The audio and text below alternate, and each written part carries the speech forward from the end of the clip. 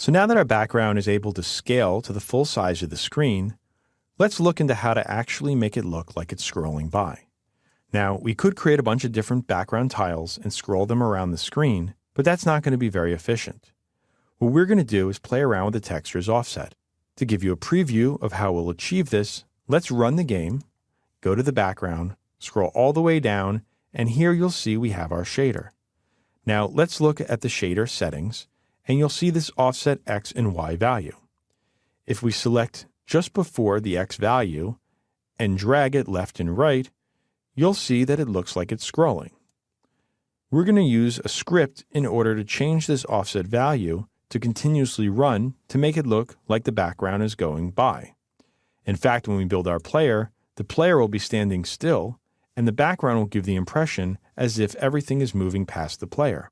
Let's reset the offset X value back to 0 and stop running our game. Now, we'll go into our scripts folder and we're going to create a new script called Animated Texture. Then, let's open up the animated texture inside of MonoDevelop. From here, we're going to need to create a property that'll represent the speed that our texture will be animated in. We'll make this a public vector2, and we'll call this speed. We'll also want to set it to a vector that's zeroed out. In this case, we can go to the vector2 class and select a constant for 0. Now, we're going to want to keep track of the default offset position of the texture before we start scrolling it. In this case, let's create a private property that's a vector2 called offset, and again, we'll make this a vector2 0. And the last thing we're going to want to do is store a reference to the material itself. We're going to make a private property called material that's typed to the material class. Now, inside of start, we're going to go ahead and get a reference to the material that's attached to the quad. Here, we'll use our material variable. We'll get component, and from there, we'll access the renderer. And on the renderer, we'll get a reference to its material. Next, we'll set up the offset. Here, we'll point the offset to the material's own offset. We'll have to access the material directly, texture offset. In order to do this, we're going to have to pass in a string. This will be the name of the default texture.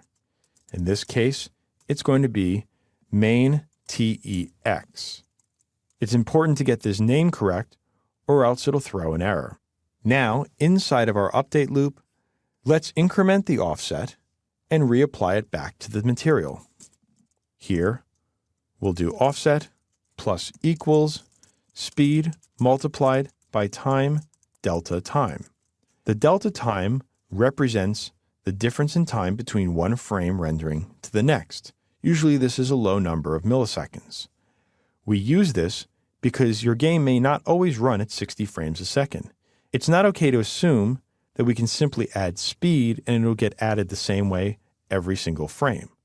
So in this case, what we're going to use is the delta multiplied by the speed, and no matter what the frame rate is, our speed will be consistent across the board. Next, we'll get our reference to the material, and then we're going to call set texture offset on it. Again, we'll have to supply a name for the texture. In this case, it's going to be main text, and we're going to have to change the offset. Now, let's save this and go back into Unity. We'll drag this animated texture script onto our background. And let's select the background and scroll down, and here you'll see we now have our speed X and Y. Let's change this value to 1, and we'll run the game. As you see, the background appears to be moving. If we were to increase the Y value, it would actually move diagonal. And this is also a simple technique that you've probably seen in old Nintendo games where the background scrolled by on the start screen or select screens and stuff like that. If we stop running the game, our values will be reset, and now we have a scrolling background. Next, we're going to add the floor.